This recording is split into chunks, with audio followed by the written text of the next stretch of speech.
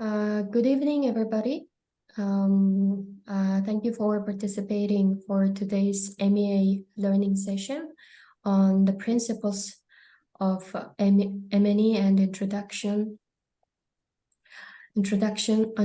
the monitoring in the Mongolian context by the speakers Raymond Gervais and Michael Bamberger, and also discussants Ms. Tseveengerel Amgalan and Mr. Bumtsend. So I'm Zirma, the Knowledge Task Force team lead at Mongolian Evaluation Association, and today I'm going to moderate today's learning session. And for today's agenda, first we'll introduce the session, and the presentation will start with Michael Bamberger's an introduction to program monitoring and evaluation, and then followed with questions from the audience. And the second presentation is presented by the Raymond Gervais on the topic of introducing monitoring in the Mongolian context. And it is going to be followed by a presentation by the discussants, Ms. Tseveengerel Amgalan and Mr. Bumtsend. And finally, questions from the audience and as well as response from the presenters will be closing up today's learning session. So first presentation will be given by the Michael Bamberger, and I'm going to provide a very short, brief introduction of him. And Michael Bamberger has a PhD in sociology from the London School of Economics. Following the 10 years working with NGOs on urban community development in Latin America, he worked for 20 years with the World Bank on gender and development, urban development, and coordinating evaluation capacity development in Africa and Asia. Since retiring from the World Bank, he has consulted on development evaluation with UN agencies, development banks, bilateral development agencies, and NGOs. He was on the faculty of International Program for Development Evaluation for 15 years and the Foundation for Advanced Studies in International Development in Tokyo for 10 years. He is also currently a senior research fellow at the International Initiative on Impact Evaluation and an advisor on evaluation to the Independent Evaluation Office of the United Nations Development Program and the internal oversight of the Under-Secretary General of the United Nations. So thank you, Mr. Bamberger, and I'm going to give the floor to you for today's presentation. Thank you very much, and welcome to everybody. The plan for today is we're hoping to give you an introduction to the basic principles of monitoring and evaluation, drawing on the experience which Raymond Gervais and I have had in a number of different countries. And then we'll be talking about how these can be applied to helping to develop the M&E system in Mongolia. So I'm going to give an overall introduction to some of the principles of monitoring and evaluation, and then Raymond will focus more specifically on their applications to Mongolia. So next slide, please. So I'm going to begin by thinking about the kinds of information which are required for an M&A system. And we'll be seeing that the many different kinds of information are required for the different groups who are involved. So to begin, the first thing to think about is who are the stakeholders, who are the different groups who are involved in the project, and what are the kinds of information which they need. And this is very important because often this isn't done very systematically. Often people start designing the M&E system without really thinking who are the different stakeholders, what are the kind of informations they need. So here we can see three main groups of stakeholders, groups who are interested, involved in the project. The first group on the left is the public sector, the different ministries which are involved, including maybe planning and finance, the agency which is actually implementing the project. And if it's a national project, there will be a lot of regional and local government agencies might be involved as well. And then usually the statistics office and the M&E office of the government will be involved, and also Parliament. So you can see there are a lot of stakeholders within the the government. The second group at the bottom left is the international partners. Very often funding comes from an international agency such as the ADB or the World Bank, and they have information requirements. Then maybe there are some UN agencies which are also supporting the project, and perhaps an international NGO as well. So there are a lot of international partners who have different interests in the project. And then very importantly, and something which is often not built into the M&E system for national programs, is civil society. The groups who are affected by the program, who are supposed to receive the low-cost housing, whose children will be going to the schools, who are attending the new clinics. So it's very important that they should be considered as a stakeholder, and their information needs should also be considered. And then in many countries, including Mongolia, there's often NGOs and different civil society organizations who are also involved in the project. And then the mass media, radio, television, newspapers. So you can see there are a lot of different stakeholders, as we will see, with different information needs. So this is something to keep in mind beginning with the project. In the question time at the end, we'll be asking, are there other stakeholders which also should be consulted? So next slide, please. So the next question is, what are the different sources of information that can be used to build the M&E system? And there are a lot of different sources. Funding agencies, for example, ADB, if they're supporting a project, they will have information which they require. The Ministry of Planning may also have information that they would like to build into the project. Importantly, you should consult with the beneficiaries, the families who are going to be using the new health center, the families who may be receiving the low-cost housing. They have a lot of questions and concerns which are very different from the things that the Ministry of Planning might want to know. Then also you can find a lot of information from previous projects. You can look at the kind of questions which are asked there. You can build that into your M&E system. And then in many sectors like, say, health, education, transport, you will find that there are often evaluation guidelines are being prepared, and even maybe manuals and textbooks. And then we will be talking a little bit about the theory of change, that all programs are based upon a model of how you think the project is going to be implemented. And in the model, there are a lot of key assumptions about how the program is going to work. If you're providing school meals to children so that they will go to school, you have an assumption that one of the reasons children don't go to school maybe is because they don't get a breakfast. So you assume if you provide meals, this will make it easier for children to go to school. That's something which you need to test. So it's useful to develop a model and then to test it and review it as the program evolves. And then if you have evaluation consultants, they will also have a lot of suggestions of the kind of information you need. And then again, we can discuss whether there are other kinds of guidance for defining the information. So next, please. So when we've defined who are the range of stakeholders, we need to think about what are the kinds of information which will be needed. And I list here a number of the different kinds of information. I'm sure you can suggest others. First, it's important to have general information about the program. Why is it needed? What are the problems it's addressing? Who will it benefit? Where will it take place? This is very important, which you'll see in a minute, we call it the diagnostic studies. Then a lot of the stakeholders want to know about the efficiency of the implementation of the program. Was it completed on time, within cost? What about the quality of the program? So that's a different set of questions. Then importantly, did the program produce the intended benefits?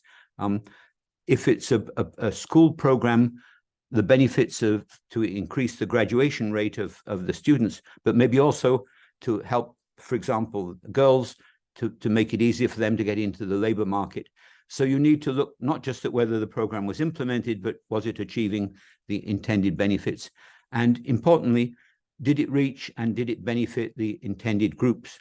One of the big challenges with many programs is that they tend often to benefit better off groups, higher income groups than the ones who are intended. And so it's very important in the monitoring to be looking carefully who is actually benefiting.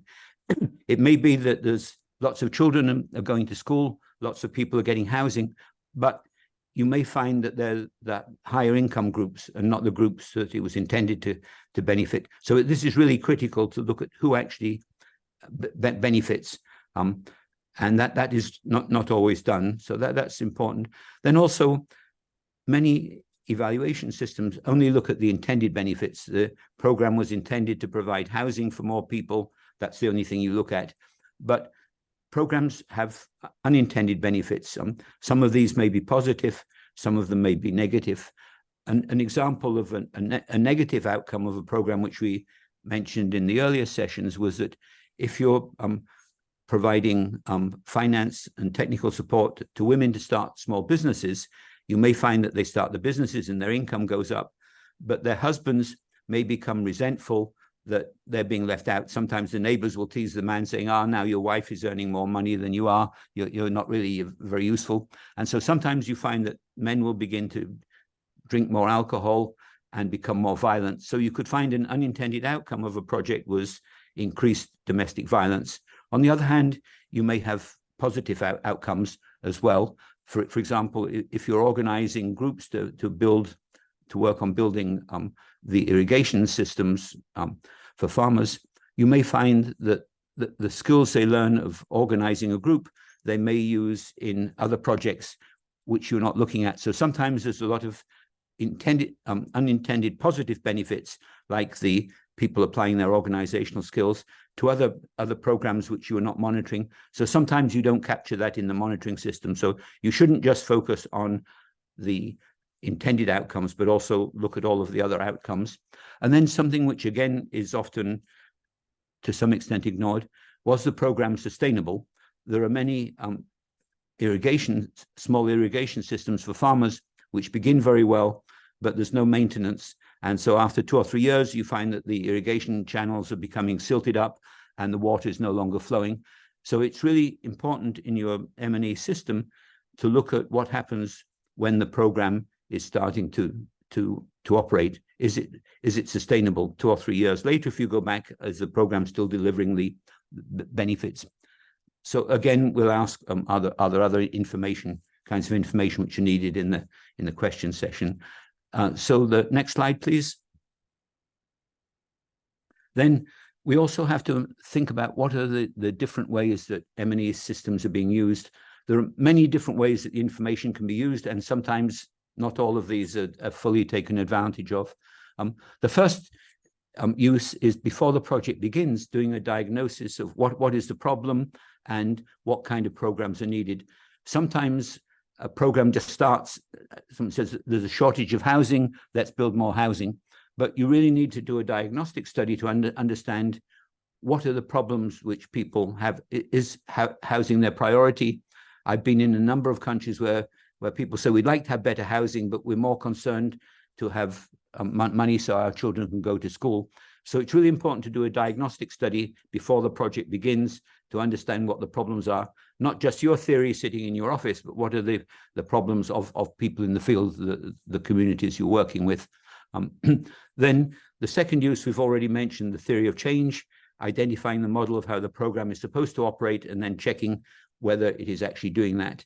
And then a third use is the monitoring system is not just intended to provide reports to the Ministry of Finance or to the ADB. It should be a dynamic tool for providing feedback to the program management.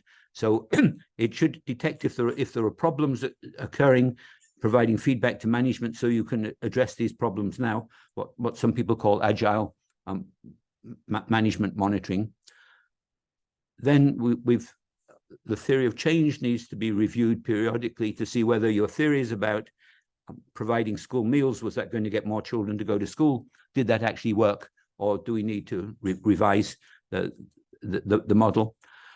Then the funding agencies want to have periodic reports on how is the project building the houses which were intended? Were they within the cost and on time? So results-based management is another component. And then often at midterm, halfway through the project, you will look at all of the effects which are being achieved. Is the program working in the way you intended? And this is called the process evaluation. you're not just looking at outcomes, you're also looking at the processes. Is it being implemented efficiently? And then at the end of the project, there's the impact evaluation, where you measure, did the project achieve its intended outcomes? And that's important as well. And then finally, something which is often gets ignored, sustainability assessment, continuing to monitor the project when it's implemented. Do the children continue to go to school? Does the water continue to run through the irrigation canals? That's often not done because it's more difficult. Often the evaluation system ends when the project is implemented. So it's really critical to look at sustainability, and maybe we'll talk about that a little bit in the session. So these are the different uses of the M&E data. As you can see, many different uses for different kinds of information for different stakeholders. So the next slide, please. So this is just when you put all of this together, what an M&E system can look like. There's some kind of data you get before the project begins. These are the diagnostic studies. There's a lot of different kinds of information which you're collecting while the project is being implemented. The agile management, providing feedback to managers on a regular basis, how the program is going. The theory of change, you set up your theory of change, and then you do periodic reviews to see whether the program is following this model. Then results-based management, the reporting, are you building the intended houses? Were they built on time, within cost? Then the process evaluation, where you're looking at how is it the quality of how the program is being implemented? Is it reaching the intended beneficiary groups? Then the final type of evaluation while the project's being implemented is the impact evaluation, measuring whether the project achieves its impact. There are many ways of doing this, but one model is at the beginning of the project, you do a baseline study of the conditions before the project begins. You compare the intended beneficiaries with a comparison group who's not going to benefit from the project. And then you come back at the end of the project and measure what changes have taken place. Have you achieved your objectives? There are many different ways which you can do the impact evaluations. Some of them are quantitative, some of them are more qualitative. But these are the main kinds of evaluation you do during the implementation of the project. And then at the right after the project begins to operate, you can do your sustainability assessments to see if the project continues to achieve its objectives. So in conclusion, you can see that it's really important to understand who are the stakeholders who are involved in the project, including the project beneficiaries who sometimes get left out. What are the kinds of information which each of the different groups needs? How do you collect the information? How do you put it all together into an integrated M&E system? So this is my introduction to the M&E system, and we'll now have a few minutes for questions, and then Raymond will continue to discuss how these approaches are being or could be implemented in Mongolia. So I'll pass you over to our moderator and maybe just have a few minutes if there are any questions at this point.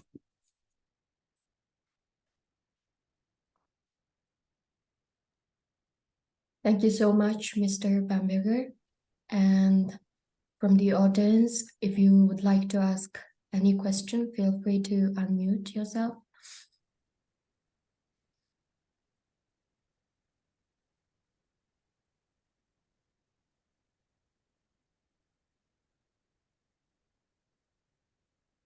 Is there any question from the moderators at this point? I know you're going to have time for discussion of your presentations, but if you have any initial question. Yes, I have a question. Please. Yeah. So first of all, thank you for your comprehensive presentation about the backbone of M&E. So I think the one of the important parts in M&E is efficiency, right? So you had already mentioned about that. But in efficiency part, you have already included the cost, quality, and time, right? Yeah, so because in general, in our public sector, we don't usually have the specific budget for some certain programs. Mhm. Yeah, so without any project, this is just my opinion. So without any program budget, I think we could not anticipate the good efficiency from that program implementation. So in this case, how we should try to ensure the efficiency? Because mostly we don't have any budget, yeah. So what about your experience working in other countries? Right. So thank you. I think that this is an important question we'll come back to. And as we were discussing with the moderators earlier, there seem to be two approaches to M&E in Mongolia. The programs which have support from the international funding agencies like ADB, and they tend to have funds for M&E, and they have a plan based upon experience in other countries of how you would monitor an education project or a health project.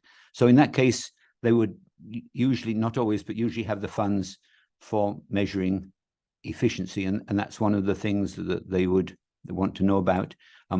As you were saying earlier, there are a lot of projects in Mongolia which don't at the moment have an M&E system which is funded and would have the resources for doing this, which is obviously a challenge.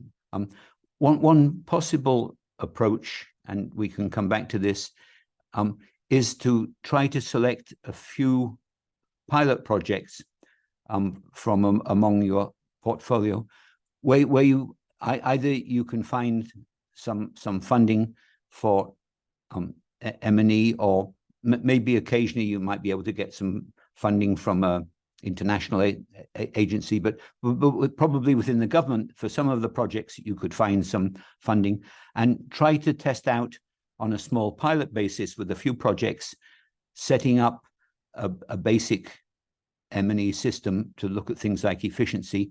And then the idea would be you would then prepare a report assessing how useful this pilot M&E system was, if you were able to track the time, the costs, the quality, and if that seems to be useful, and you try to do that in a few projects, then maybe the government would begin to think about could they provide some funding for basic monitoring. You don't have to start with this whole complex system. So you might meet with the key stakeholders and say, what are the few kinds of information you would really like to have? And they may say costs are very important. They may say quality. They may say the time. They may say ensuring that the project is reaching the intended beneficiaries. But you try to come up with a limited list of key information, which you try to develop a simple system in a few projects where you can get some special funding. And the idea is you then come back with a feasibility report saying it was possible to do this. This is how much it cost to set up this M&E system. Here are the kinds of information which came out, which people found useful.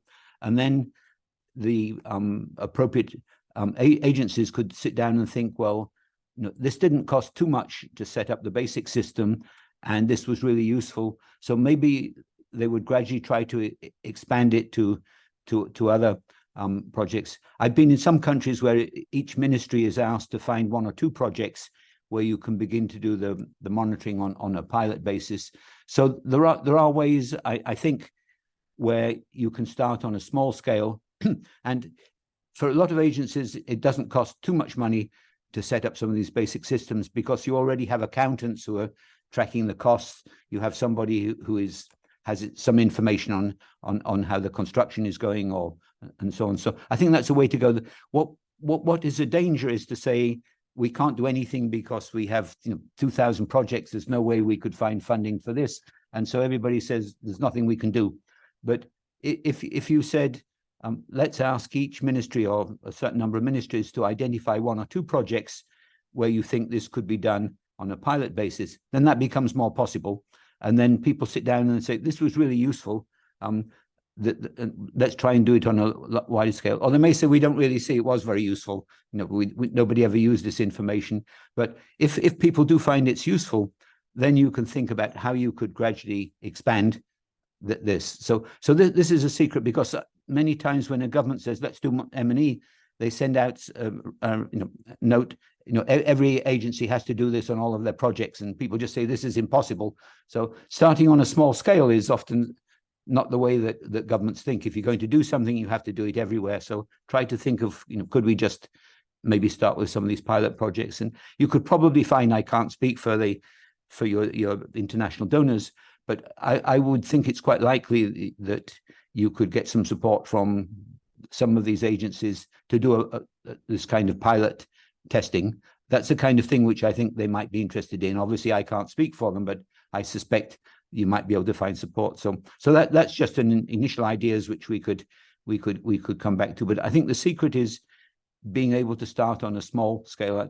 I worked, for example, in Mexico. They decided they were going to set up an M&E system. They sent round a note to every ministry saying, every one of your projects, you have to do an impact evaluation every year. So they suddenly were asking for thousands of impact evaluations. In many cases, the project hadn't even started. And so this was just, everybody said this is completely impossible. So start on a small scale pilot projects and try and assess how much they cost to get this information. Was it useful? So that's just an initial thought, which we could come back to maybe with the discussants.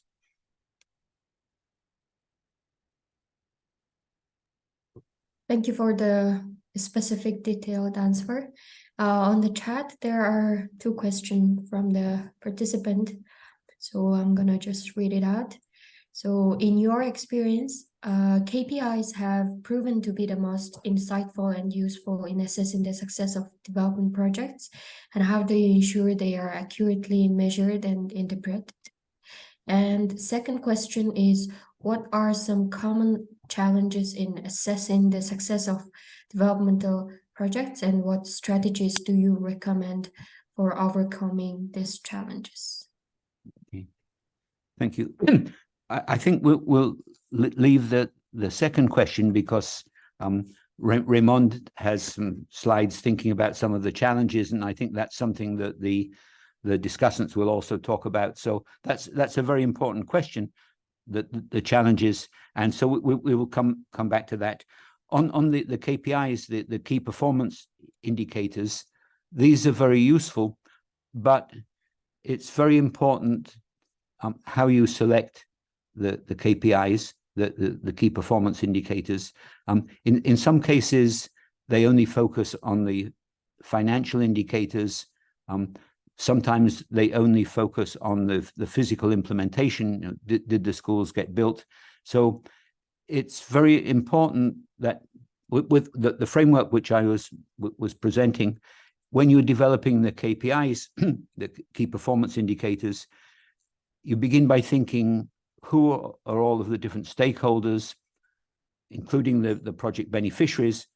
What are the kinds of information they would need?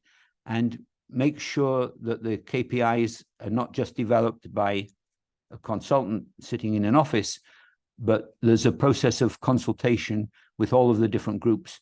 You find that the beneficiaries, if you ask them, the kind of performance indicators they would want are often very different than the KPIs that the Ministry of Finance would want. So the secret is making sure that you consult with all of the stakeholders and that you collect KPIs which are addressing the concerns of the different groups. This is very often not done. Often the KPIs are quite limited. They're just saying, did we build the schools? Did it come within cost? But you don't have anything about, did this increase the number of girls who are going to school? Did it increase the graduation rates? So KPIs are very useful if they're asking the right questions. So thank you. So maybe we should go on to Raymond now, because we're getting some good questions which we'll be able to come back to.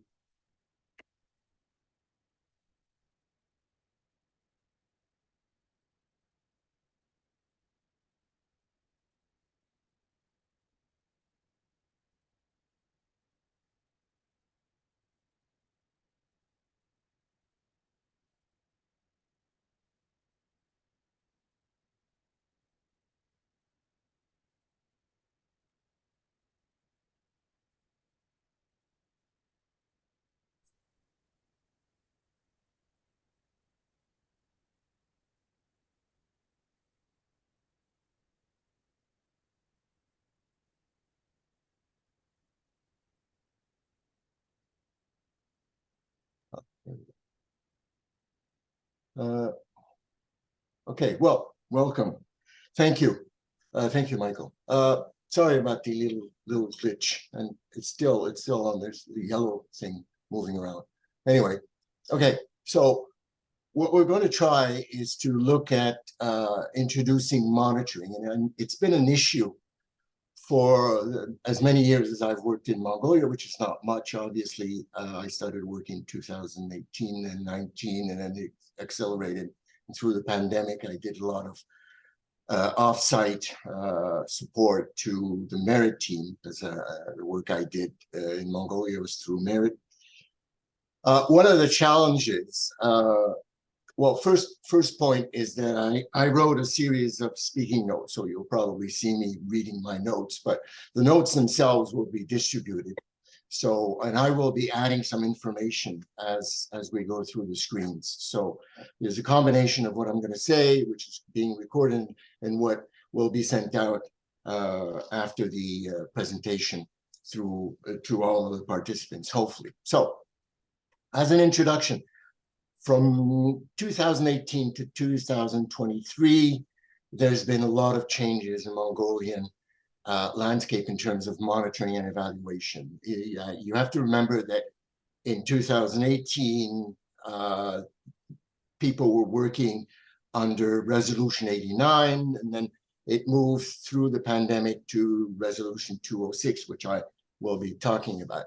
One of the big constraints that struck me as I began work supporting ministries in Mongolia was the fact that planners, and I've repeated that on and on, so those that have gone through some of the trainings I've done in Mongolia, please forgive that I'm repeating myself, but that was a very striking element of the bureaucratic setup in Mongolia, was the fact that planners didn't talk to MNE officers. That was, in fact, a big, major constraint. The effects of that, it relates to exactly the point we've been talking about, KPIs, is that when I looked at the policy, the setups to implement policies, to the policy statements, most of the indicators, I would say 85% of the indicators were wrong, were not properly stated, were not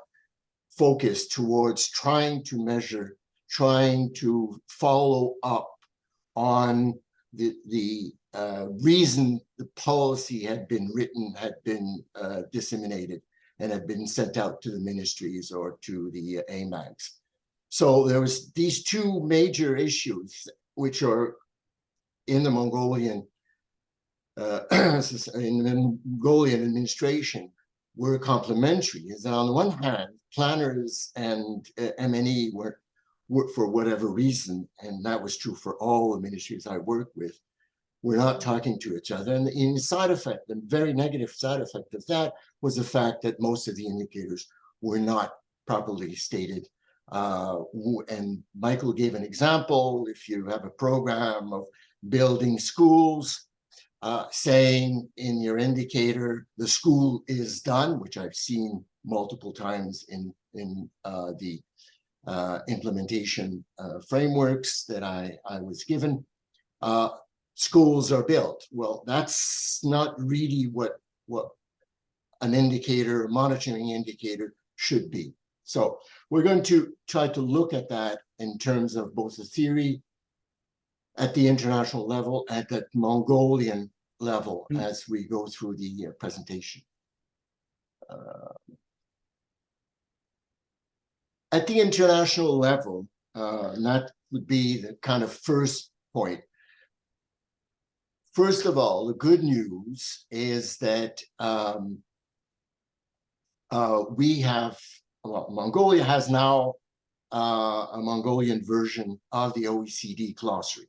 Okay, so at the international level, when discussions started about improving the accountability of programs and policies, both national and in the international arena, back in the 1990s, people started saying, well, we all have our definitions of concepts, of important concepts, of planning, implementation, and evaluating, therefore monitoring and evaluation. Something has to be done. And in 2002, the first version of the glossary came out.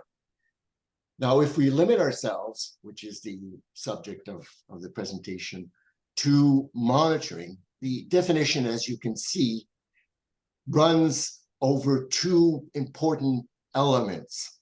First is that monitoring has to be a continuing process. It has to be built in such a way that from the minute you come to the end of your planning process, and obviously during the planning, you've defined your monitoring strategy and you've defined your indicators. From the minute you deploy your program, your project, your policy, and the minute you start doing evaluation in whatever format, whatever form, there has to be that system where you are gathering information, whether it be qualitative or quantitative, that will allow you to be accountable. But also, when you're doing the implementation, to be able to say, yes, we are getting closer and closer to achieving what we had planned. And that's the secret behind monitoring. And that's the main difference. We'll see that in the next presentation. I think it's planned for January, where we will be talking about evaluation. Now, one of the important also constraints in the Mongolian administrative system was the fact that people started confusing monitoring and evaluation, because all of the resolutions, both the 89 and the 206, would put together monitoring and evaluation. And in effect, though they are linked elements of a management strategy, they are different. Monitoring is really a continuous process. The other element in the definition, which is interesting, is the fact that it is focused towards results. And in 2000, many countries, including Canada, including the United States and UK, started talking, and Michael talked about it, started talking about using a new model, a new management model called results-based management. Well, the results-based management came from the fact that in the past, and that was what I saw when I started consulting 40 years now ago, people didn't think really in terms of results, or at least not defined as they have defined now. They talk more of goals, of achieving effects, etc., etc. The definition given in 2002, which was repeated in the 2022, the one that's been translated in Mongolia, talks about results. And monitoring is really geared towards trying to measure results.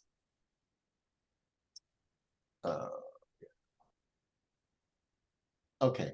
Now, how is it presented in Mongolia? And this is an excerpt, as you can see from the source, is an excerpt from the government resolution 206.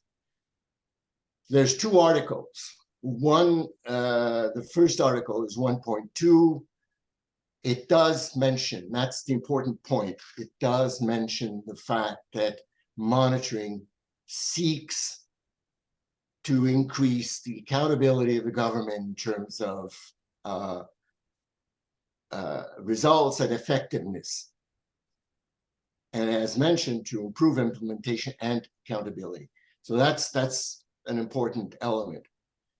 The second article, the 2.1.1, as you can see from the screen, again, the notion of continuous monitoring. Now, the phrasing here is kind of strange, and it's probably something with translation, but monitoring means the continuous monitoring. It doesn't really define what monitoring is, but the notion of it being a continuous process throughout the life cycle of the policy, the project, or the program is important. Now, the constraint, which is clear, and I've had the opportunity of discussing with my counterparts, with my colleagues in the Mongolian administration system, is that in Mongolia, most of the monitoring is done at the activity level. And so though policies are stated, they are in most cases directly linked to a set of activities, which explains why the AGS today, as we speak, is trying desperately to monitor 23,000 activities. So that also is a major constraint in the Mongolian environment.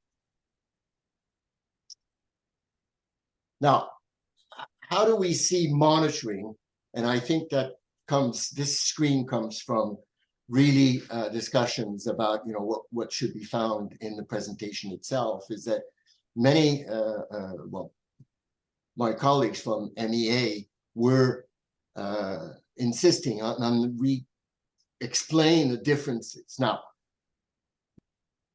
what I present is really trying to have you understand that monitoring as a process, as a set of tools and strategies to deploy these tools, doesn't really concern the scale. Monitoring, whether you're doing it at national level or the project level, is monitoring. And that's an important part. Now, what really is important is that the scale, whether it's national or project, has an impact on how you're going to do monitoring. So what I'm saying is that monitoring per se is something, once you've understood its characteristics of being a continuous process, doesn't really care if it's at the national or project level, per se, as a definition, as an approach towards being accountable for either the national or the project. But if you're designing a monitoring system, then the scale is important. And the table presented here tries to define some of this stuff. At the national level, obviously the monitoring strategy, the monitoring system, and later on I'll show you the differences in some of the case studies, very quick case studies I'm proposing. At the national level, the monitoring will try to get as much information about, you know, the complex intertwined components. At the project level, we are talking about activities because we're not talking about the same scale. Now, monitoring will be done. Monitoring will have that same spirit of a continuous process, but the way it's done will be different because of the complexity at the national level, because we're seeking more precise, more specific ways of getting information through our activities at the project level. The stakeholders are multiple when we're talking. We're talking multiple agencies, we're talking multiple ministries.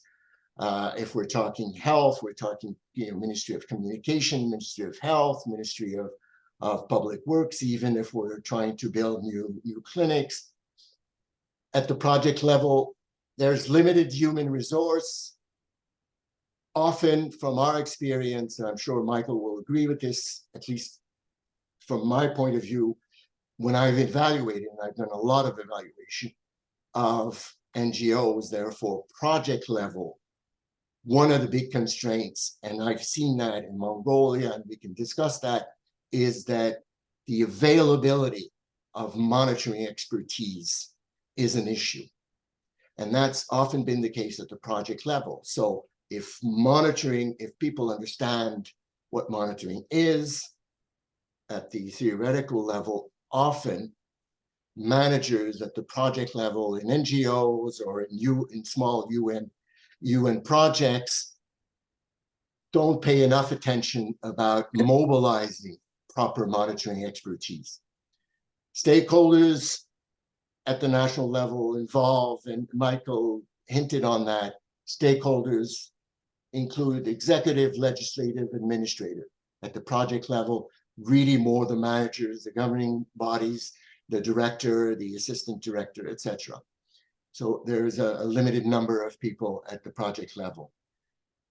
The policy monitoring system feeds on multiple sources. Now, what happens, and Michael talked about that a minute ago, multiple sources heighten the difficulty because there has to be quality control.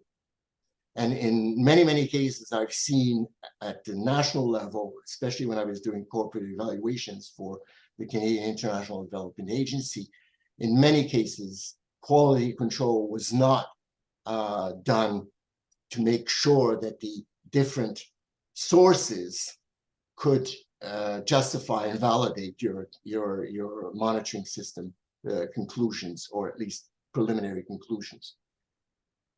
In the case of at the project level, the issue is really much more financial. Is okay, and again, Michael hinted on that. Really much more financial, budgetary. Is that in situation of uncertainty, often funds are not allocated to produce or to put together a robust monitoring system. And finally, the notion of sustainability here is very precise. What I'm talking about here is the sustainability of the national monitoring system during the life cycle of a program.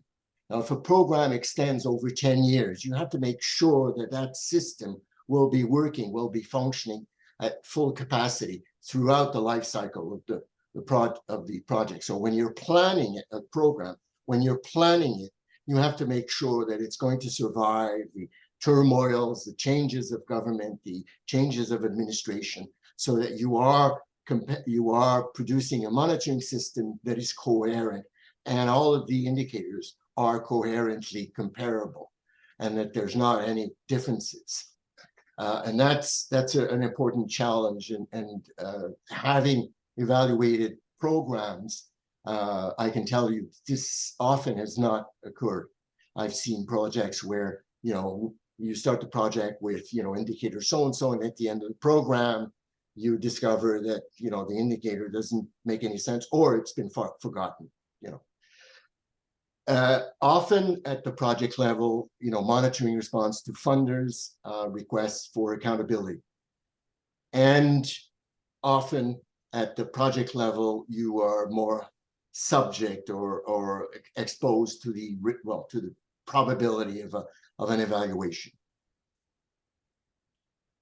Okay. Now, let's go back to the Mongolian. Just recently, last March, and last year and last March, issues came about of confusing a certain number of concepts. One concept that prevented people from understanding what monitoring was about when they started talking about creating the AGS was auditing. And people came to me, people from Cabinet Secretariat actually came to me and said, well, Raymond, we're having a hard time here understanding. And so we talked about it when I was preparing the presentation about clarifying what auditing was about. In Mongolia, it's been an issue. We've looked at monitoring. Now, auditing, as defined by the OECD, the 2022 definition, talks about quality assurance and governance issues. So in most countries, the auditing function is tied to the legislative body, which is important to understand. But monitoring is linked to the executive branch.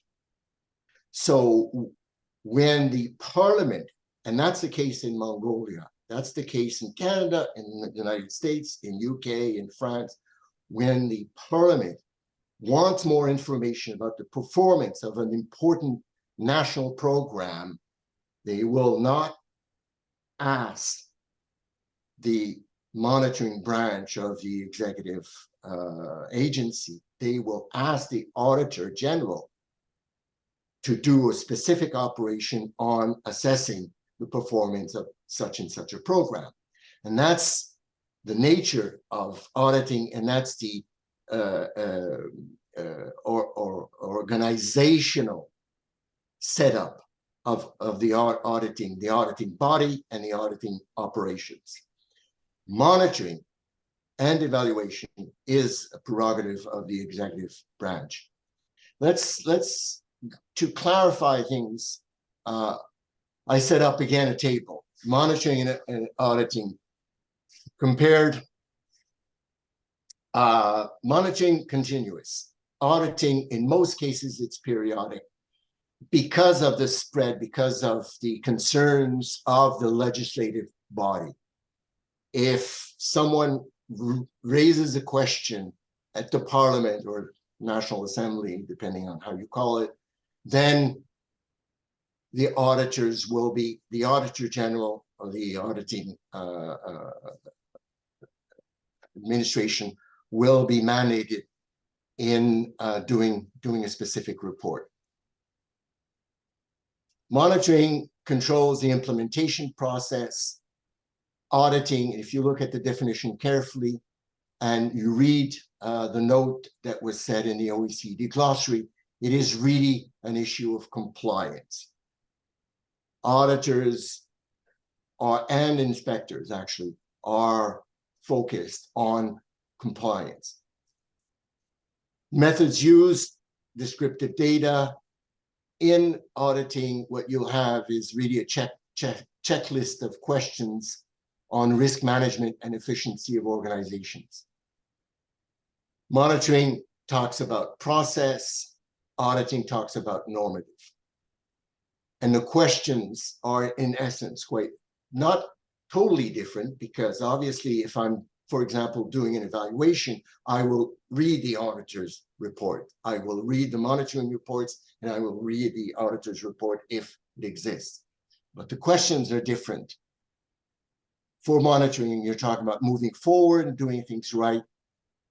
In the auditing, you are looking to see if things are done according to the law, the regulations, etc. Okay, so we talked about theory of change. Theory of change is really the starting point for monitoring. The OECD glossary, the latest version, talks about a theory of change as being a way, and as Michael has hinted on, it really is trying to put together, by working with all stakeholders, what we're trying to achieve. And if you're using the results-based management, and I've repeated that often for those who've gone through the workshops, if you're using the results-based management model, then you are saying, what do we want to achieve? What is our goal? What is our ultimate outcome? Okay, but in essence, the theory of change focuses on seeing what do we want, what changes do we want to achieve. Trying to create a consensus of all stakeholders around what changes and how. The important 3 words of a theory of change exercise is if we do this, then, and the third word is because. If is an assumption, then is a possible solution to resolving the assumption. If we decide to do, and Michael was using that, if we decide to build new schools, you know, then we will enhance. Okay. Because, the third word, because, and that's where the planning becomes more operational, because we will have made sure of, etc. Structuring our assumptions, making sure we have all the elements to make things happen. And we include all of that into a results chain.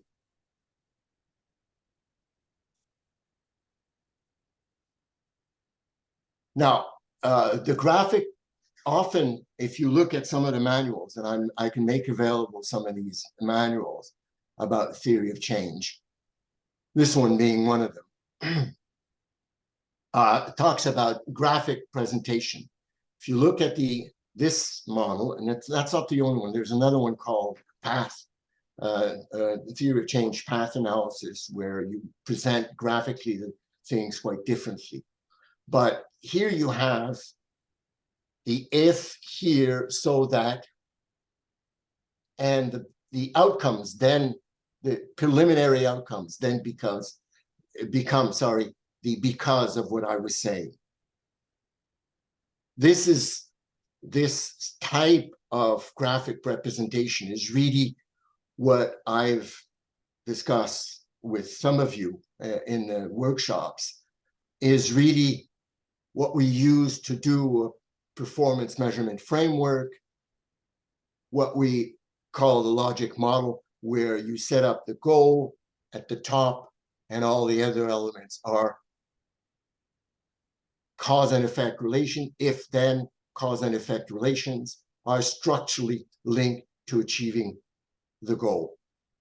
So the graphic presentation is often a means of bringing stakeholders, especially beneficiaries, to understand where this is going, where this will eventually bring benefits to them.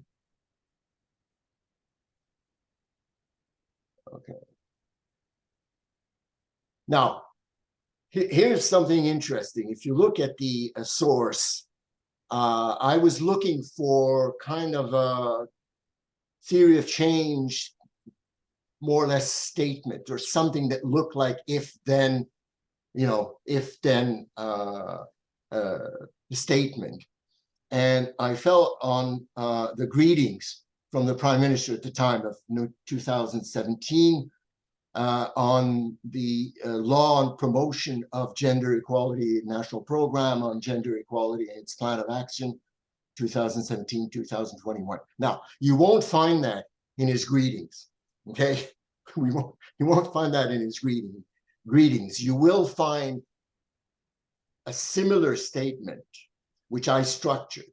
The reason being that I wanted you to understand how the if-then of a theory of change, the approach to a theory of change requires monitoring strategies, and Michael hinted on that. And that's often what happens when you bring people together. People will say, well, if we do this, then this will happen, that. Now, what you immediately have to start doing is to start thinking about how we can monitor this. And so I went through, I'm not going to read through it, but if you look through the kind of the structured if-then proposal from the Prime Minister's greetings, not necessarily stated, all the words are there though, but not stated, I've added a few things. Well, I've added the if and then for first. What you see in the second column is really what strategies. When he talks about promotion, what promotion components? How do you promote gender equality? What's your communication strategy? Who are you going to mobilize to make that happen? That specific.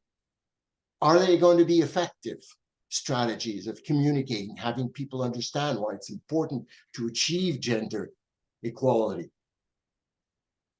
All the other elements in that column in terms of strategies or questions that we have to raise about the types of information, for example, gender disaggregated health index. If we're going to talk about gender equality, we have to make sure that all of our evidence is gender disaggregated, because we then won't be able to compare if we don't do that. And I've seen cases where I've evaluated projects, in fact, UN projects, where they had not disaggregated, and therefore we were unable to understand if there was a difference between how men and people accessed or not, or benefited or not, some of the elements of the project.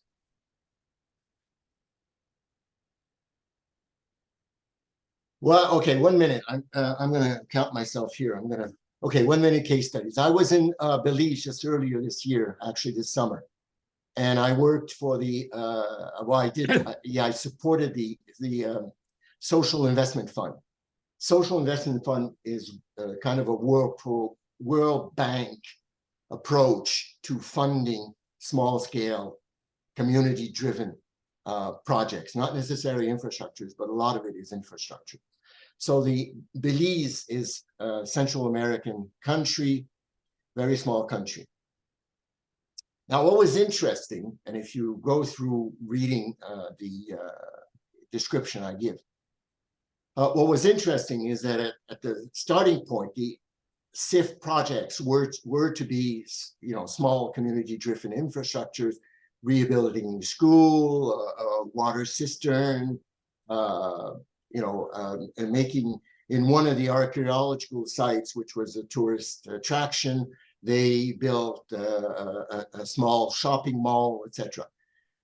The people, and there you had in the organization, it's a small organization, most of the people were either implementing agents in the field with good technical understanding and a lot of engineers. Okay. The weakness, obviously, was that the monitoring had not been, and that goes back to my point earlier, was not part of their concern. And you'll probably understand by the time I finish my minute. They had regular inspection of sites, and they had an auditing kind of approach of, here's our set of questions, of our criteria, and etc. What was interesting, and let me point that out to you, though, I don't know what happened to my stuff. Anyway, they would mobilize a community to ensure an oversight of implementation, which was really good. Now, what happens when we started discussing, and when they asked me to do an RBM training for them, when I told them that the water cistern, if we look at results-based management model definitions, is not a result per se. It is an effect. It is something that has happened. The result is really, are there any changes? And in fact, in this example, what you have is a situation where they do process monitoring, but they don't do results monitoring. And they themselves recognize that they were not concerned with what would happen after. And in fact, as I say at the final note, it really is similar to what happens to food aid. When I did evaluations, multiple evaluations of food aid, what you discover is that the focus is on logistics. It's not on effects, impacts, and changes brought to society, brought to the affected beneficiary communities. So that the projects themselves, the SIF projects, were focused on, okay, the cistern is finished, okay, fine, that's where our work finishes. In a more proper and more broader definition of monitoring, as Michael was saying, you need to have concern of, have these infrastructures brought any major or minor or any intended or unintended effects and changes to the communities. So that was at the project level, that was an example. Now, if you look at, again, my 1 minute, I don't know if I'm keeping time on that 1 minute, but anyway, here you have a program, an incredibly, as you can see, $1.8 billion USD program for 2018-21 and 2021, HIV/AIDS strategic plan. Here you have a program, and as illustrating what I had said earlier in the table, what geographic spread, Congo is a really big country, massive international funding from international NGOs like the Gate Foundation, UN, WHO, diagnostic weakness of health sectors, which you have, the health sector which you have to address, So you look at all the elements and you understand how complex it was to organize a monitoring system at that level. And if you look at the strategic plan and you look at the diagram, I give them, if you ever want to find it, on the diagrams on page 48 are immensely complicated, and the results of a considerable theory of change work of bringing together all the elements and making sure they're all linked and interlinked. The monitoring was closely linked to three planned evaluations: an implementation evaluation, which we also call process evaluation, a midterm evaluation, or an end of program evaluation, and an end of program evaluation. These instances, both the monitoring and the evaluation, grounded in the international practices and based on considerable technical support, both national and international. The final note is that here you have an example of where you are mounting something, but based on an enormous body of information and practice over a century and a half long, very similar to what you see in vaccination campaigns. So that this national strategic plan was really based on prior experience, maybe not specific to Congo, but prior experience worldwide, and therefore a lot of resources could be set in motion to support Congo in implementing its strategic plan. Why monitoring is valued? Obviously, key words is accountability, increasing pressures throughout the 60s and 70s everywhere. And I was witness to that, given my age. I was witness to that in Canada. UN, World Bank have been important people in raising awareness about the need for accountability as an element of democratic rule. It measures the path to results achievement. We've already talked about that. Now, what's interesting, because it's a continuous process, it is real-time information. Auditing, on the other hand, unless it's performance auditing, which is different, but auditing is different. Evaluation, as we'll say in January, is also different. Both of them are linked. Monitoring's role is to give real-time information. Oops, sorry. Okay. Now, the criteria, and you have a Mongolian version. It's just out. I was told, I was there in March, they were talking about it. We worked on the glossary, translating the glossary, but parallel to that, MEA was involved in translating the OECD criteria. So you will have all of this information in Mongolian in the document produced by MEA in the process of being disseminated. These criteria are used both to build your monitoring system and give clear guidance to evaluation processes. So when I was doing evaluations in the request for proposals and in the work plans that were requested from the evaluation team, some of which I in fact led, we were asked to flesh out, how we would go about in our evaluation to establish relevance, coherence, effectiveness, efficiency, impact, and sustainability. So when you are planning your monitoring, as Michael was saying, you are trying to make sure that your monitoring system will cover these criteria so that you are going to measure elements, because the information produced by the monitoring system will dialogue, will talk to the evaluation. We'll talk to the evaluation team, and they will give priority to using the monitoring reports, the monthly, weekly monitoring report, weekly, monthly, whatever monitoring reports. That real-time information will be used intensively by the monitoring team, by the evaluation team.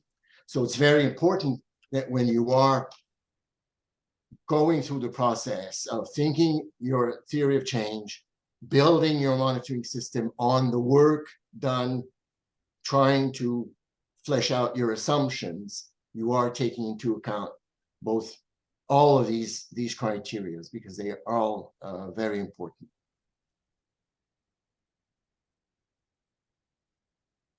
Users, we've talked about it, so I'm only showing you, and here you have a few examples, program managers, ministerial, cabinet secretariat in Mongolia. In Canada, it's the Treasury Board that plays that role, the executive, the funders, the community-driven associations, the civil society we talked about.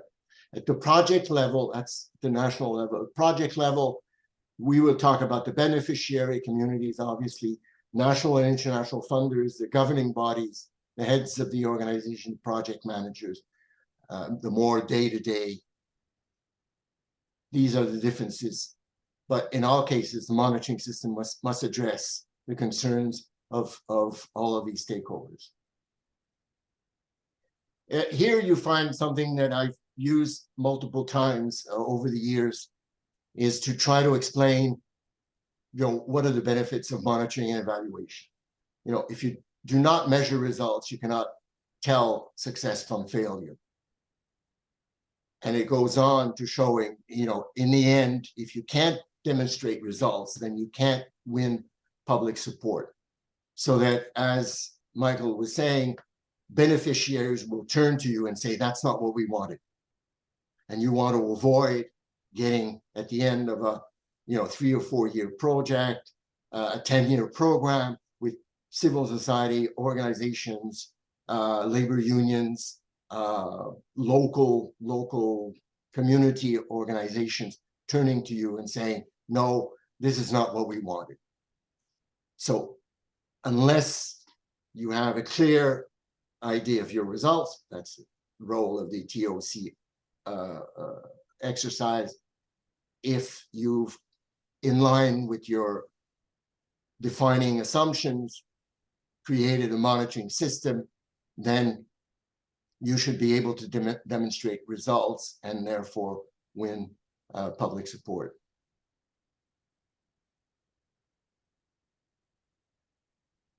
Sorry. The challenges to monitoring is really from the theory of change is we've hinted on that, is identifying the core sets of data, the sources that Michael was talking about. Okay, monitoring has to be manageable. That's one of the challenges, important challenges of monitoring, has to be manageable. I've seen only NGOs and governments issuing, as Michael was saying for Latin America, issuing, we need to do this. The most perfect example I had is I was doing training for USAID. Now, USAID's aid for development is like billions and billions of dollars per year, okay? And at one point, the new director of USAID had decided to change the monitoring, to improve the monitoring system, issued a directive,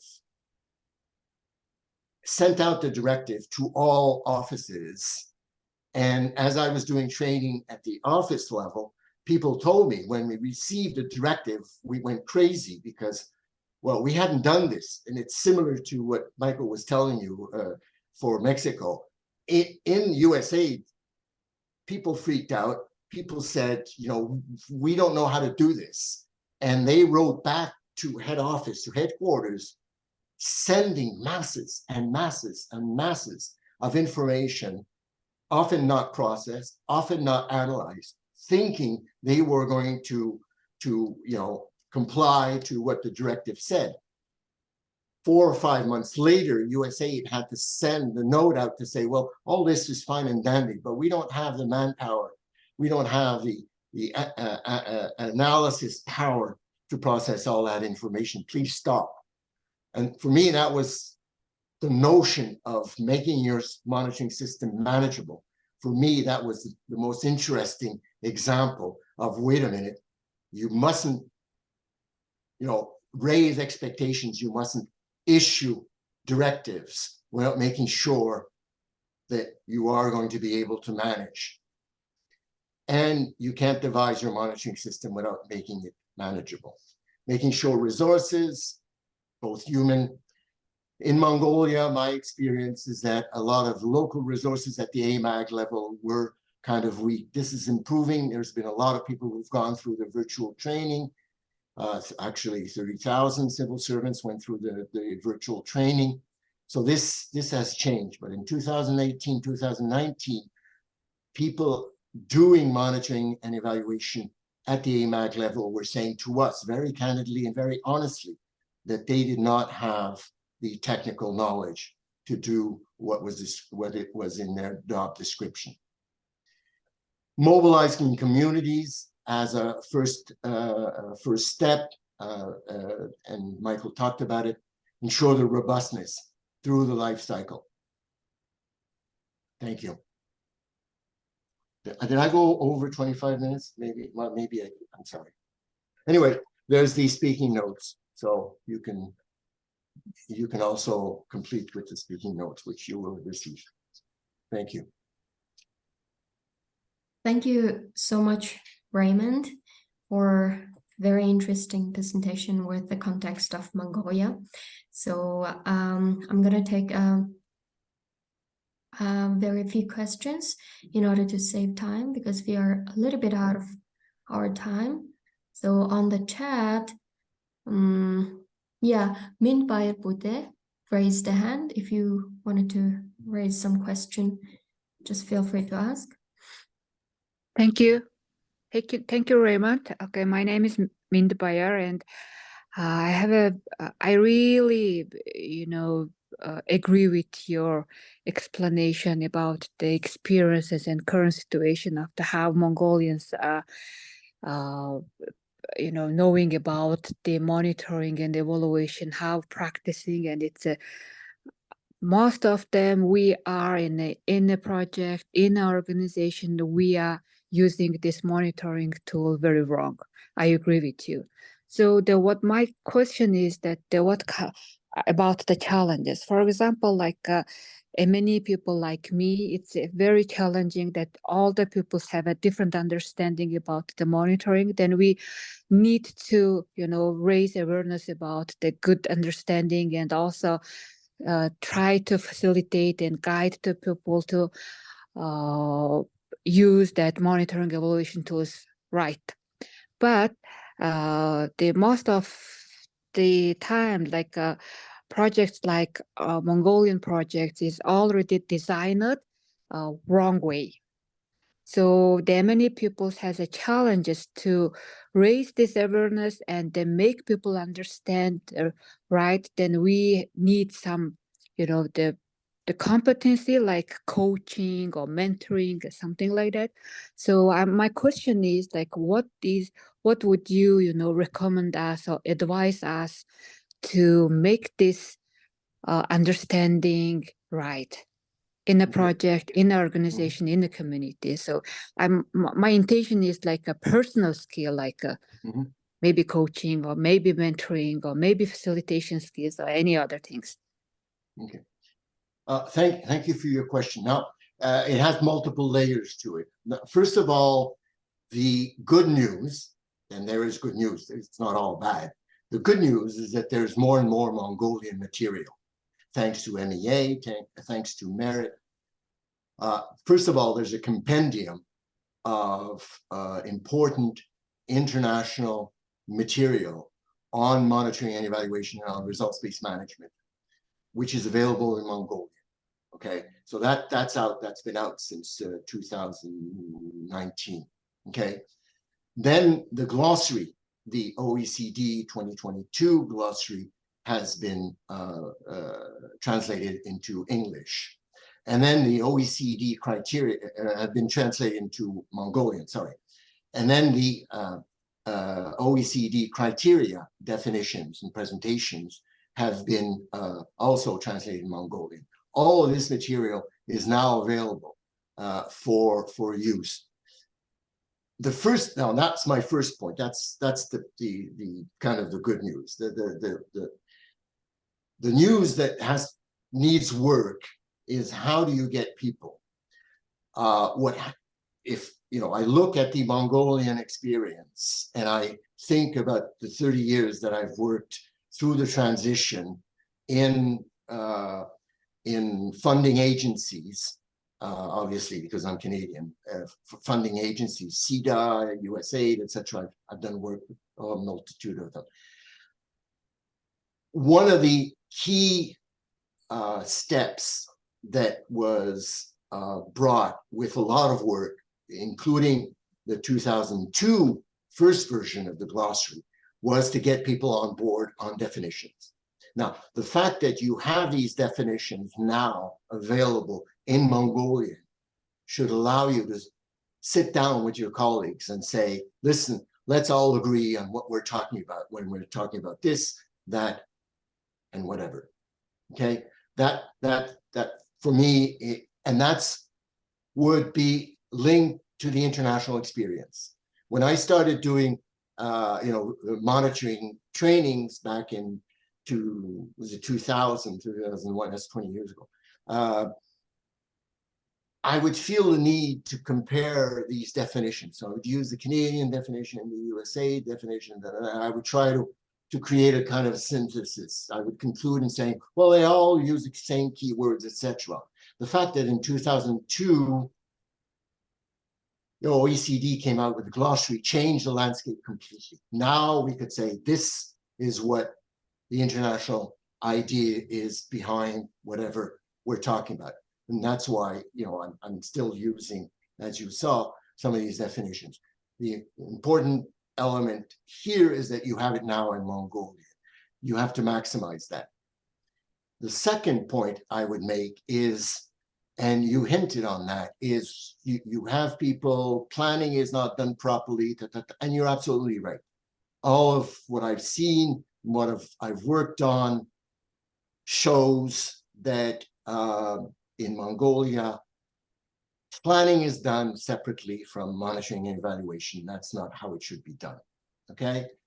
So the resolution 206, that's also an element of the good news, is that there's a specific article in resolution 206 that says planning should not be done without, the participation of monitoring and evaluation experts.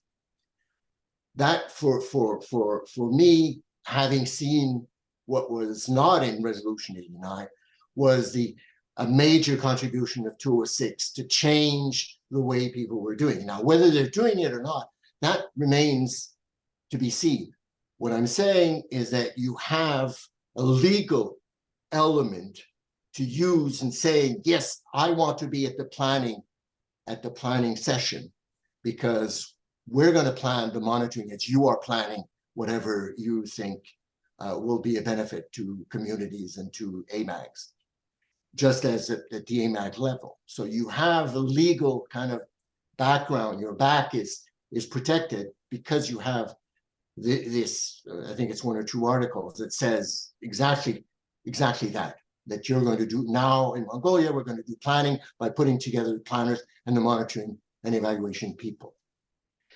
And that for me, it has to be, again, maximized in convincing people. Now, as a sideline, as an anecdote, if you look at the mining policy, the national mining policy, and the national heavy industry policy, when I was doing work back in 2019 with Merit, the MMHI asked Merit mentoring so that the implementation framework of both policies could be improved.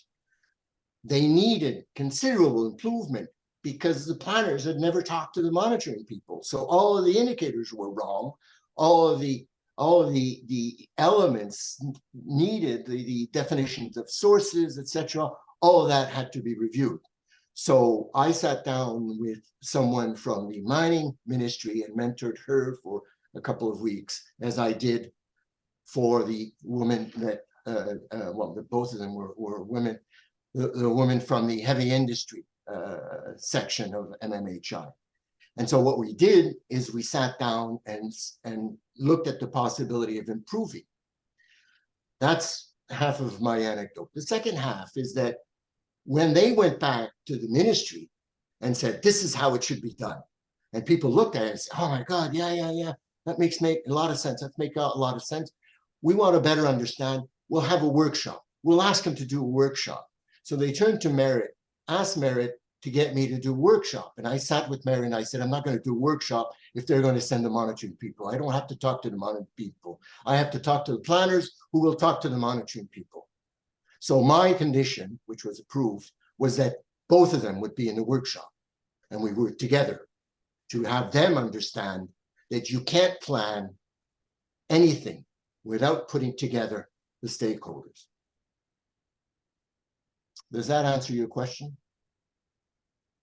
Yeah, thank you, Raymond. And my question is not only the government, agency. Mostly, I'm working in the developmental projects. So even those developmental projects are they are quite the designed well, but the implementers are the Mongolians, who have a different understanding about the monitoring evaluation, and the practice is very difficult to say right. So that's the problem. Like the funders are requiring how it should be, but the implementers are Mongolian. Then it's however the design of the project is right, then it's wrong, goes in the wrong way. So that's the for the many people, it's very challengeable, to make people understand well, Sorry especially to leadership. interrupt. We are very out of the time, so let's just move into the next presentation, which is gonna be done by Ms. Tseveengerel Amgalan. So I'm gonna just give a floor to her. So for the participants, we are sorry for the out of time, and so let's keep the presentations on time and short.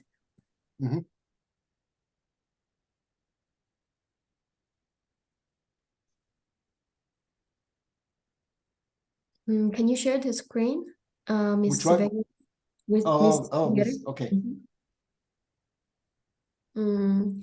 You can just stop sharing. Yeah. Sorry. Okay. Thank you. Thank you.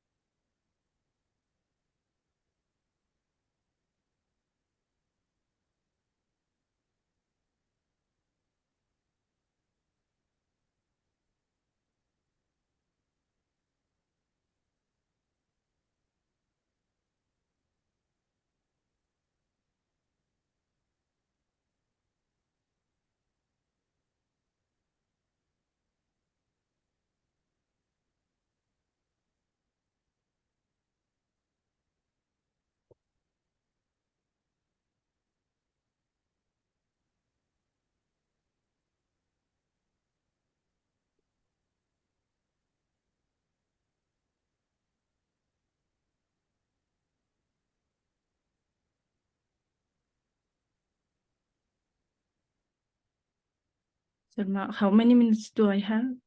5 minutes or 10? Yeah, maybe 5 minutes. Let's keep it short. Okay, thank you. I wanted to just share my last 1 year experience, how I was leading the monitoring and evaluation department of the AGS. And then this picture is quite meaning, because in a national level, we are mixed everything in just one word, monitoring and evaluation. In our understanding is very wrong way driving us.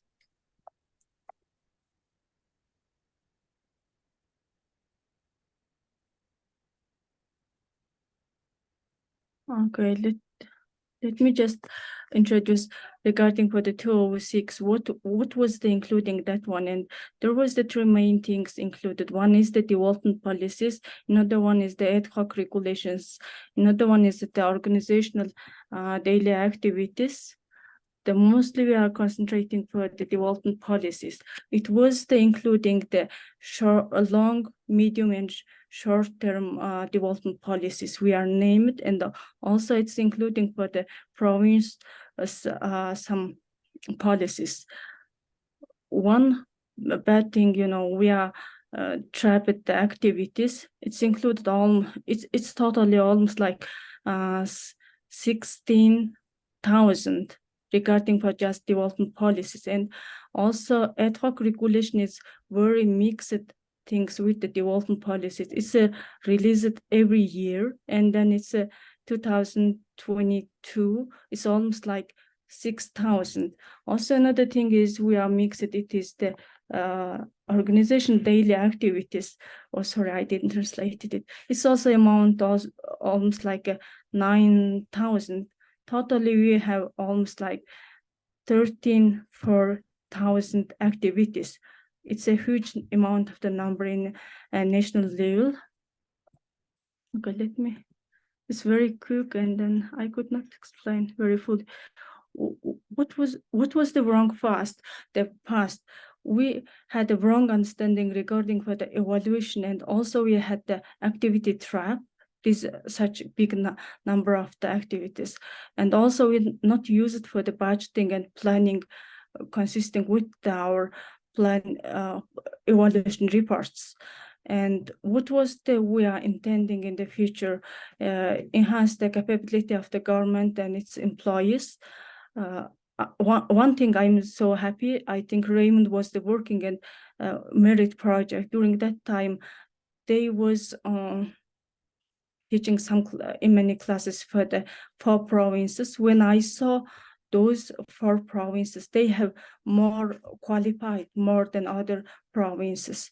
And also we have need to change many guidelines, because we just named the monitoring and evaluation, and then in real case, we didn't do evaluation, and we just somehow some part of the monitoring, we just gauging those such a big number of activities performance report, and then just introduce it for the parliament, and that's it. There is no next step. There was no aim why we are doing this such a big work. There was nothing. And then another thing is we have to develop the national M&A system. We need to defining all stakeholders and all participants. Currently, we didn't do that. Everything implemented by separately in government and parliament and audit office. Also, one interesting thing is audit office and parliament also using the 106 resolution. It is the not good thing though. And also we have to, in a national level, promote the evaluation culture and knowledge is produced and how we will use it. And also another good thing is Evaluation Association is established, and it is also promoting the evaluation culture in citizens, also in civil society organizations. Also, we need to work together, the professional think tanks.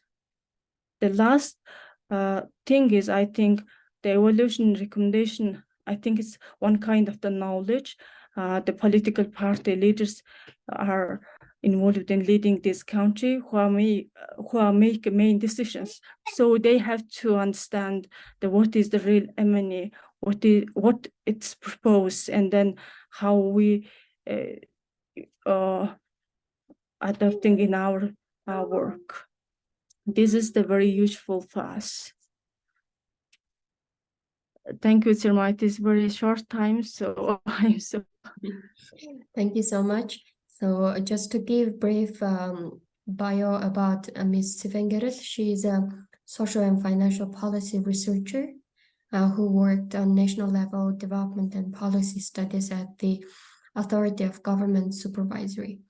And she was also leading a team to support line ministries and provinces and build national M&E systems in Mongolia. Okay, thank you so much. Also, the next discussant is ready here, who is Mr. Bumtsend. So he works for the Ministry of Foreign Affairs as a Deputy Director General, and he has over 15 years of an extensive work experience in the Foreign Service of Mongolia. So, Mr. Bumtsend, can you unmute your microphone and share your experience and thoughts on the learning session? Thank you. So, thank you, Raymond, for your very informative presentation about the Mongolian case, which you have just shared with us. And for me, of course, M&E has been the critical part for the real assessment of the Mongolia's government policy at many different levels. For example, my service, foreign service level. So as previous presenter mentioned that in the past we had a lot of mistakes, not only at the government level, but also among the line ministries. We did not have the common understanding about how we should carry out this M&E on our policy implementation. It was the big problem. And also earlier, someone mentioned about that, especially for the program side, some of the people, they don't have the same understanding notion about the M&E and its function. So to share my experience on M&E, previously, so we had only one M&E approach, so which has to be applied for every single line ministry. For example, Ministry of Environment, they had to apply this one. Ministry of Foreign Affairs, even Ministry of Defense, they all had to apply this only one approach. But after, I think, our cabinet secretariat, they have been quite diligent about introducing international experience year by year. And as a result, I think our government adopted the resolution 206, I think, which was a great and more progressive improvement for the government level. So Ms. Tseveengerel mentioned that in her last slide, she said, for our next plan about how we should evolve this M&E today's this landscape into more developed way. So that is the promoting evaluation culture. So far, to speak from my perspective, we don't have any specific events about promoting, advocating about this M&E approach, M&E functions. So I think this is something we need to do together, not only from our Mongolian Evaluation Association, but also I think this is something very important to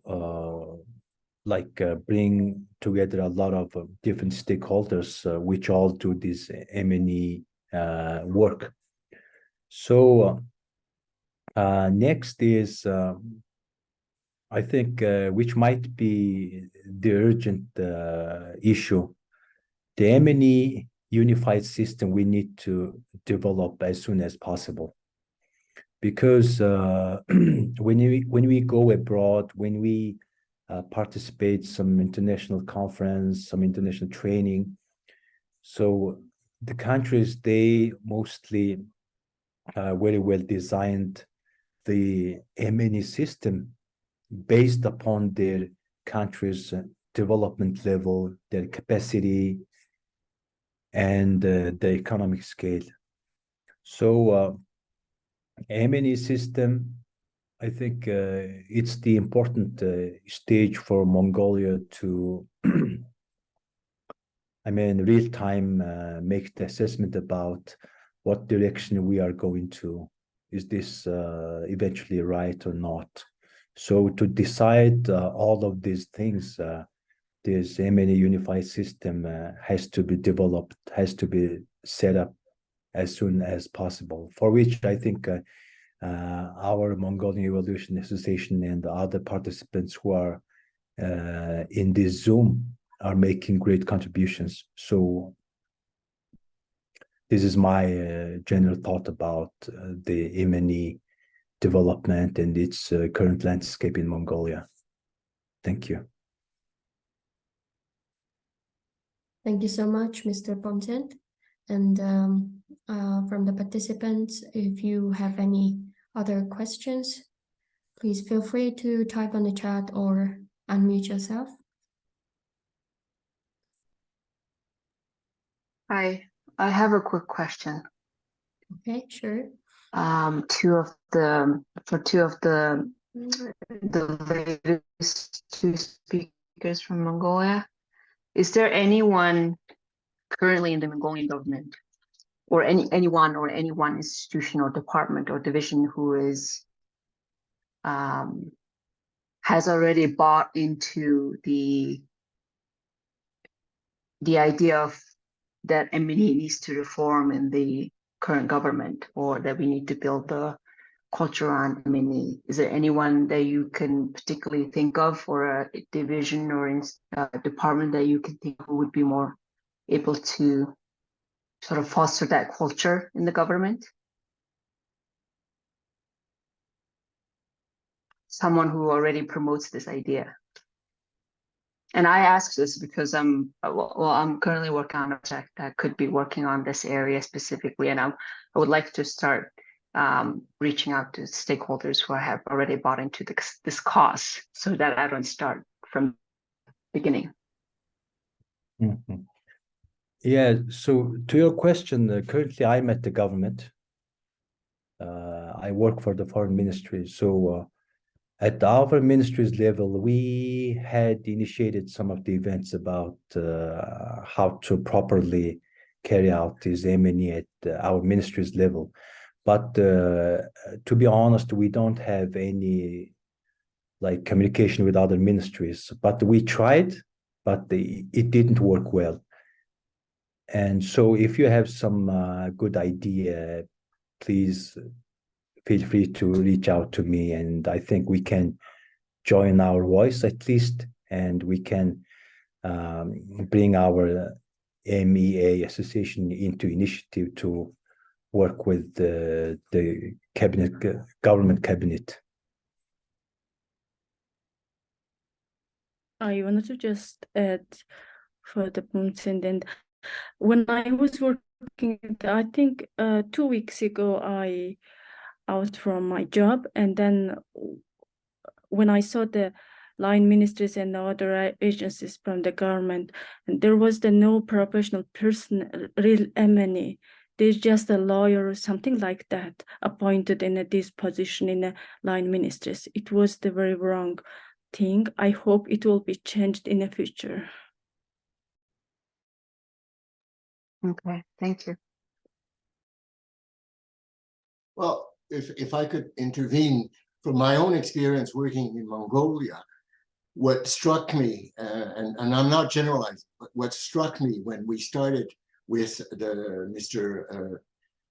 Bold from NAG looking at the situation of monitoring and evaluation at the AMAC level, two things came out. One was that in most situations in AMAC, I'm not talking about the line ministries or central ministries, but in AMAGs, what would happen is that M&Es was given to someone, you know, that you didn't really, you know, it was a peripheral activity given to someone that may have been marginalized or not brought into doing something else. So it was considered as being a peripheral because it was high risk, because monitoring and especially evaluation was seen as a human resource management operation. Careers of people were determined, so people thought, were determined by the monitoring and evaluation officer in the AMAG. And that was told to me multiple times in the interviews. The second one is that the level of understanding of M&E was very low. And that goes to your point, Tseveengerel, is that not only did they choose the wrong, but there was no support in improving and enhancing their capabilities to understand monitoring and evaluation. And that has been slow in moving.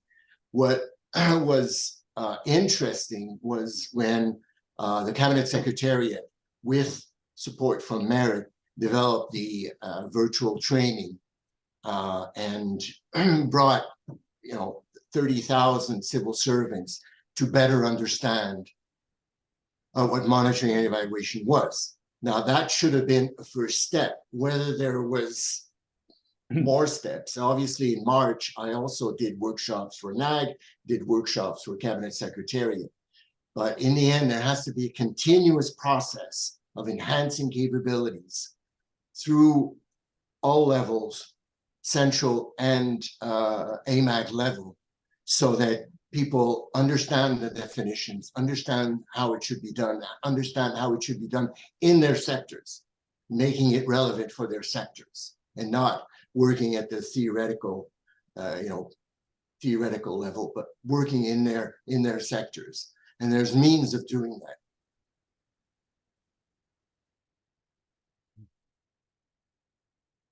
Maybe I could just make one quick comment. I know we're running out of time.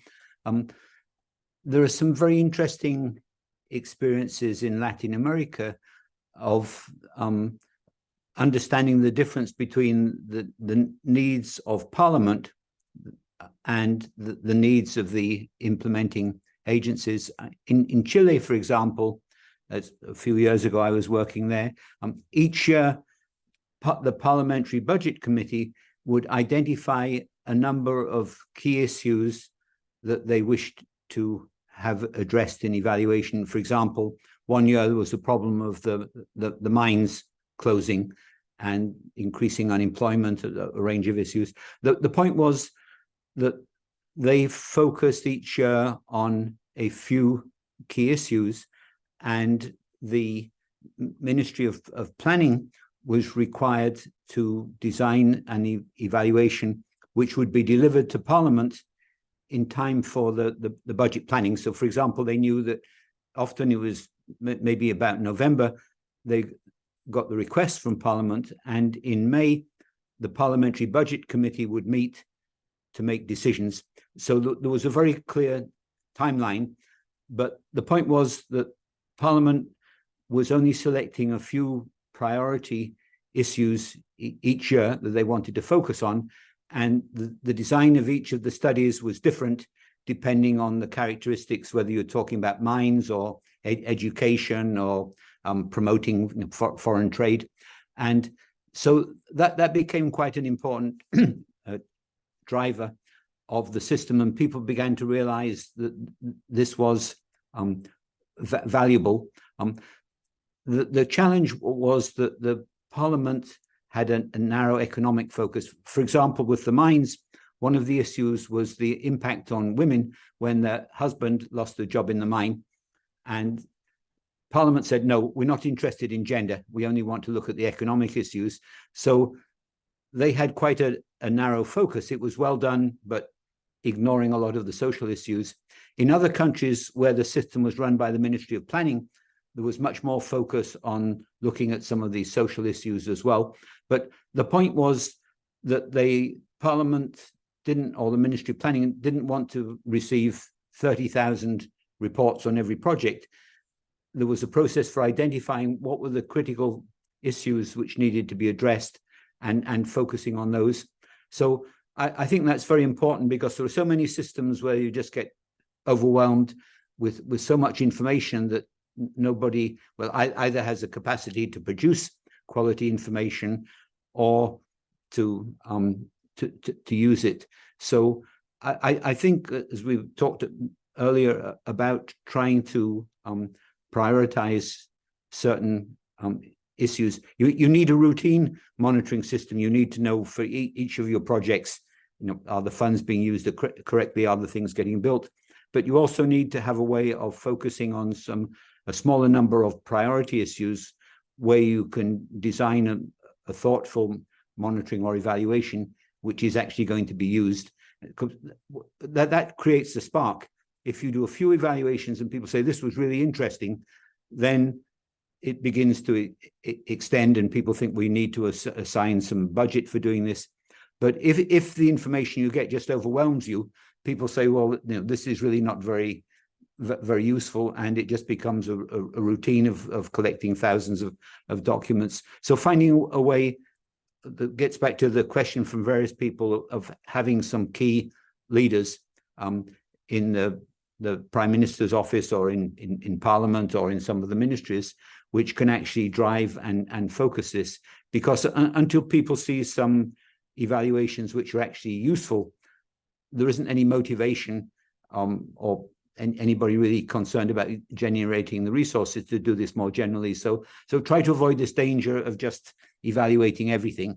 I know it's easy to say that, but having some leaders who can actually help to prioritize what it is you're going to focus on.